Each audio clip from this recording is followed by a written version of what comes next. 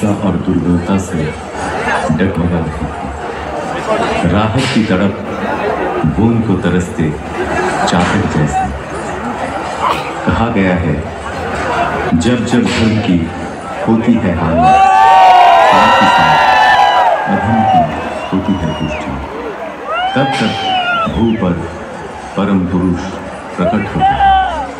उसी सन शरद ऋतु का आगमन हुआ। मानवता के लिए आशा भरी एक नई सुबह आई, जब देश के पूर्वी प्रांत के एक छोटे से गांव हिमायतपुर, बहती हुई नदी पद्मा के किनारे पैदा हुआ एक प्राण। भले बुरे के विचार से विध्वस्त धरती को राह दिखाने आए, मुक्ति दिलाने। अचंभित रह गया हर कोई जब जन्म लेते ही खिलखिला कर हंसने लगा बच्चा। पिता शिव चंद्र चक्रवर्ती, माता मनमोहनी देवी। माँ ने आदर से नाम रखा अनुकूल, पूरा नाम अनुकूल चंद्र। एक दिन पूजा के समय आसन में विग्रह की जगह खुद बैठ गए वे। डांट फटकार मिली तो कहे, पुकार तो रहा था वो मुझे। असीम लगाव था माँ के प्रति। एक दिन किसी कारण माँ पीछने के लिए दौड़ी। भागने लगा बच्चा। पैर में चुभती हुई गर्मी का एहसास हुआ। ख्याल आया ऐसे ही माँ का पाँव भी तो चलता होगा। रुक गए, थम गए। पिटाई पड़ी, उससे भी उनका हृदय आनंद से ही भरा था। माँ के उम्र बढ़ी, ज्ञान विज्ञान के अनंत आभार।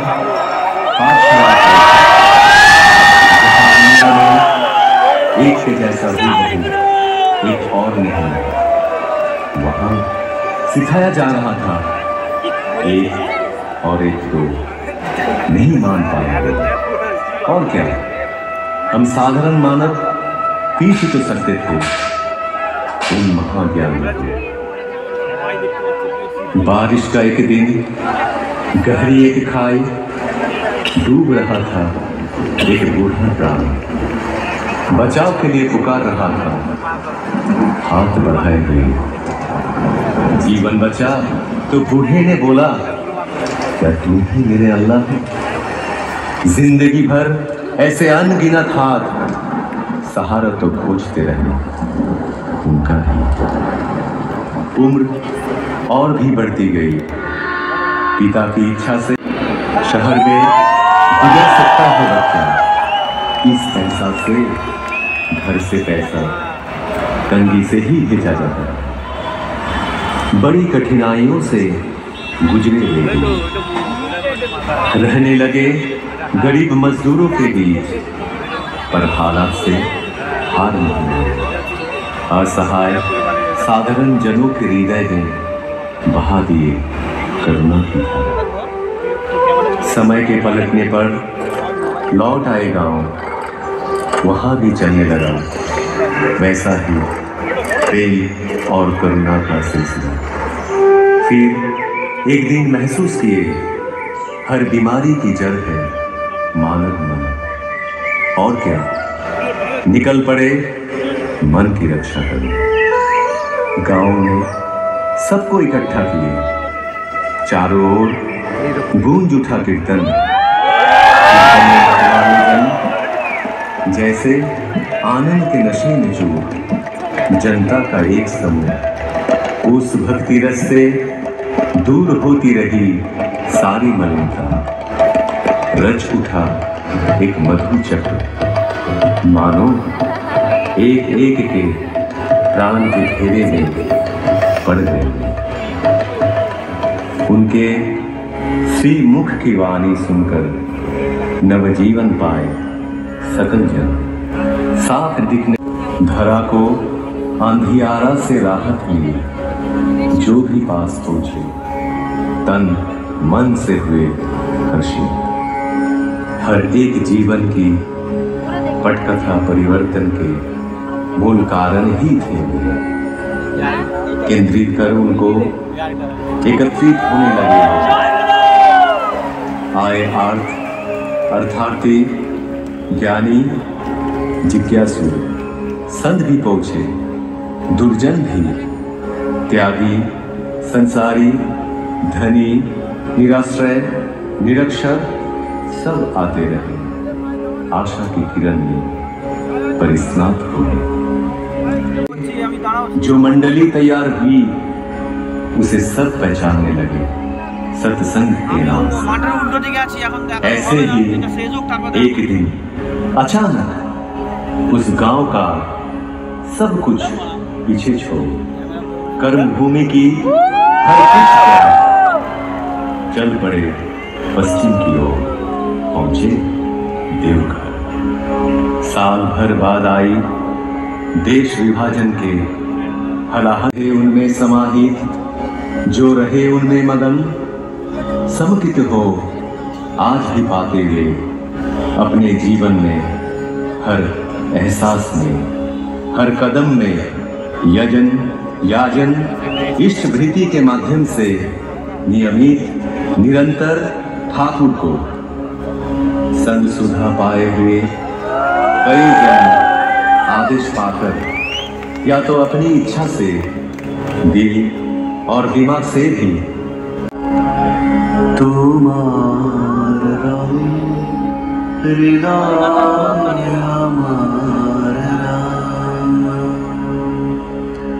तुम्हार रवि हृदय हमार राम,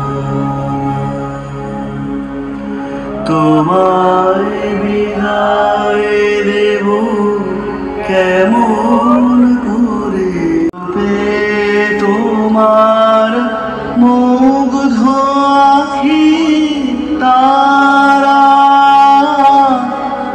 রসে তোমার আকাশ বাতাস ভরা, রূপে তোমার মুগ্ধ আখি তারা, রসে সে মোর তনু থর থরে, তোমার রঙে হৃদয় আমার রাম, তোমার লাগি দিবানিশি জাগা, তুমি যে মোর সকল চাওয়া পাওয়া, আমার কাঁদে তোমার তরে, তোমার রঙে হৃদয় আমার রাম, আমার বেঁচে থাকার আশা, তুমি আমার সকল কাজের দিশা, দুঃখ দৈন্য নেই কো হতাশা, দুঃখ দৈন্য নেই কো হতাশা, প্রভু তুমি আছো হৃদয় জুড়ে, তোমার রঙে হৃদয় আমার রাম, তোমায় বিদায় দেব কেমন করে, বিশ্বভুবন তোমার সুরে বাধা, সে সুরে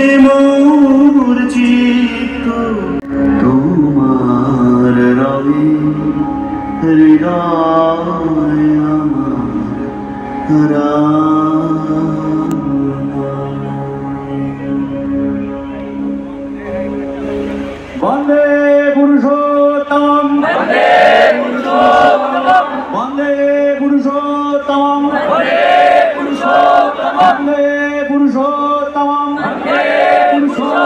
परम प्रेममय श्री श्री ठाकुर अनुकूल चंद्र जी की परम प्रेममय श्री श्री ठाकुर अनुकूल चंद्र जी की परम प्रेममय श्री श्री ठाकुर अनुकूल चंद्र जी की परमाराध्या जगत जननी श्री श्री बड़मा की परमाराध्या जगत जननी श्री श्री बड़मा की परमाराध्या जगत जननी श्री श्री बड़मा की।